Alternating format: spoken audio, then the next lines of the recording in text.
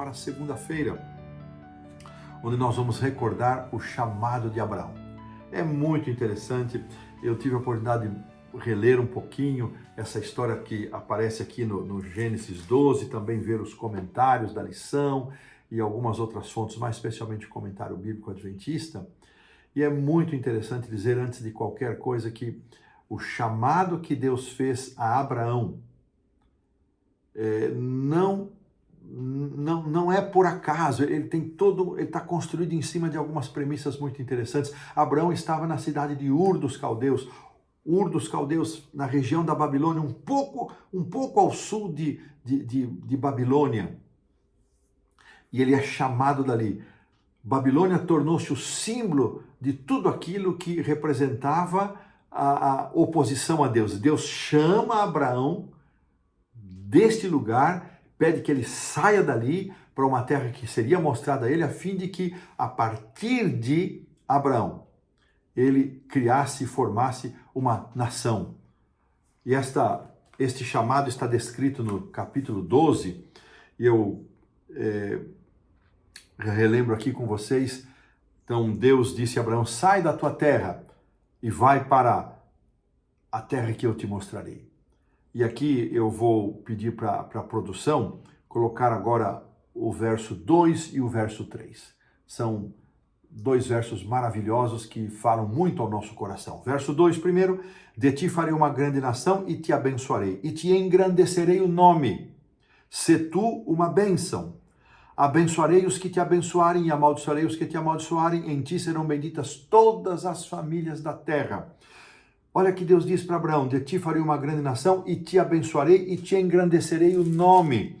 Se nós voltarmos aqui para o capítulo 11, o verso 4, olha o que disseram entre si os construtores da Torre de Babel: vinde, edifiquemos uma cidade, uma torre cujo topo chegue aos céus, tornemos célebre o nosso nome, para que não sejamos espalhados por toda a terra. Olha que coisa interessante. Eles queriam ter celebridade no nome. Deus disse a Abraão: sai dessa gente que busca por si mesma celebridade para o nome.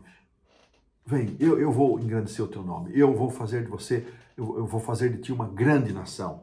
E Deus, então, ele dá essas palavras a Abraão, e são muito significativas quando entendemos esse contexto, não é?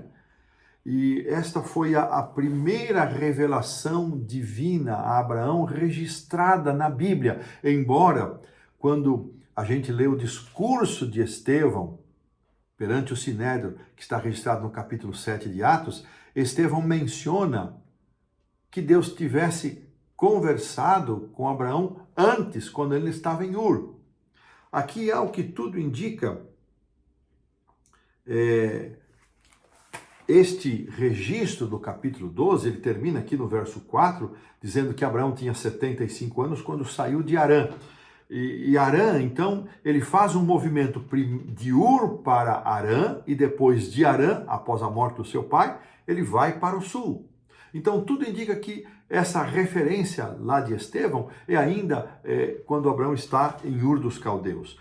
Esta palavra, esses versos iniciais, eles são compostos de três elementos muito importantes: uma ordem, uma promessa e uma bênção. Olha essa sequência. Deus dá uma ordem, Deus faz uma promessa e Deus promete e Deus oferece bênçãos. E aqui nós encontramos as expressões: de ti farei uma grande nação, se tu uma bênção, em ti serão benditas todas as famílias da terra. Irmãos, essa métrica, ordem, promessa, bênção, ela continua válida para nós hoje. Quando Deus nos dá uma ordem: lembra-te do dia do sábado para o santificar. 6 dias farás toda a tua obra, mas o 7º dia é o sábado do Senhor teu Deus. Deus não dá só ordem, Ele faz uma promessa. Ele promete, Ele tem promessas, e Ele abençoa aqueles que acatam, que aceitam, que obedecem. Ordem, promessa, bênção. Que tripé precioso, que tripé maravilhoso. Irmãos, muitas vezes nós somos tentados a duvidar, a descrer, a não pôr em prática, a desobedecer às ordens de Deus, porque acreditamos em coisas melhores. Mas todo mandamento, toda instituição divina, toda ordem divina vem nesta métrica: ordem, promessa, bênção. Ordem, promessa, bênção. Deus pretendia que Abraão se transformasse numa nação diferente, completamente diferente daqueles povos, daquelas nações. Esta nova nação, por meio da qual Deus queria formar através de Abraão, não devia ter um rei. Deus seria o seu próprio rei. Deus queria mostrar para a humanidade, quando a humanidade retorna para o Criador, Deus queria mostrar como Ele pode abençoar, como Ele pode fazer deste povo que o aceita, que o ama, que o obedece, como Ele pode fazer um povo próspero, um povo abençoado.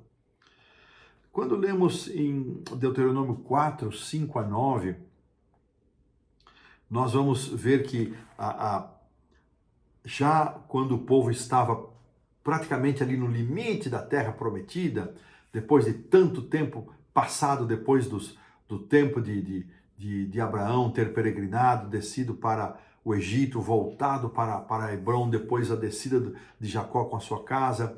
Então, quando o povo está nas portas de Canaã, Moisés faz aqui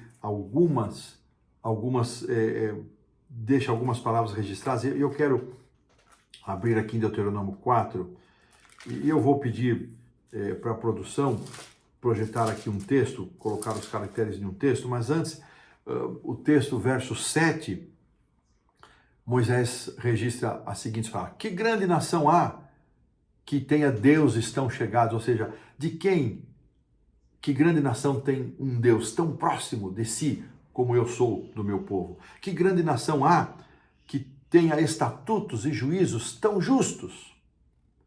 Tão somente, diz aqui a palavra de Deus, verso 9, guarda-te a ti mesmo e não te esqueças daquilo que os teus olhos viram. Eu vou pedir para produção projetar aqui, colocar os caracteres do verso 6 do capítulo 4 de Deuteronômio, onde nós vamos encontrar o seguinte: guardai-os, pois, e cumpri-os, porque isto será os mandamentos e estatutos, porque isto será a vossa sabedoria e o vosso entendimento perante os olhos dos povos que, ouvindo todos esses assuntos, dirão: certamente este grande povo é gente sábia e inteligente.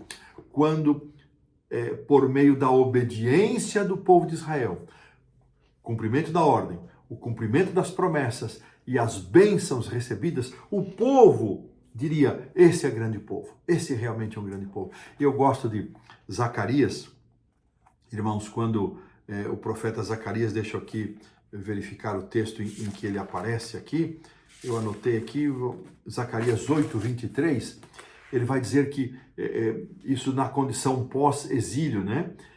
Depois de todos os pecados, cativeiro, que 10 homens pegariam no manto de um judeu. Eu não posso deixar você, eu tenho que saber quem é esse Deus. Esse era o propósito de Deus. A gente vai voltar a esse conceito na lição da quinta-feira, Luz para os Gentios.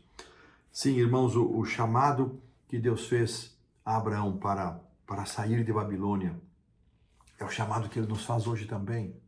Esse será o grande chamado que Deus vai fazer no final dos tempos.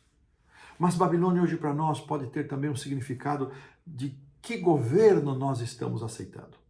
O governo de Deus ou o governo da Babilônia, tudo que simboliza oposição, revolta, contrariedade em relação aos planos de Deus. Para a gente pensar, para nós pensarmos acerca desta condição atual nossa.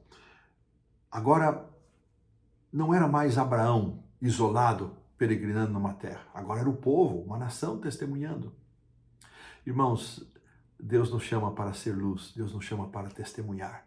Às vezes eu estou na condição de Abraão, testemunhando sozinho, às vezes eu estou na condição de povo, de igreja, testemunhando em congregação, em comunidade, seja como for, que Deus nos abençoe, que nossa vida, eu fico pensando nos milhares de irmãos que vivem a sua vida profissional, estudando, trabalhando, morando, e que cada dia eles convivem com pessoas que não partilham da nossa fé. Eles são peregrinos como Abraão, erigindo altares. Você pode fazer do seu escritório, da sua local de trabalho, você pode fazer um altar daquele lugar, pode testemunhar, pode demonstrar para as pessoas com quem você convive, a quem você serve. Assim como deve ser a nossa casa e deve ser também devem ser as nossas igrejas. Desta maneira, colocamos um ponto final na lição da segunda-feira.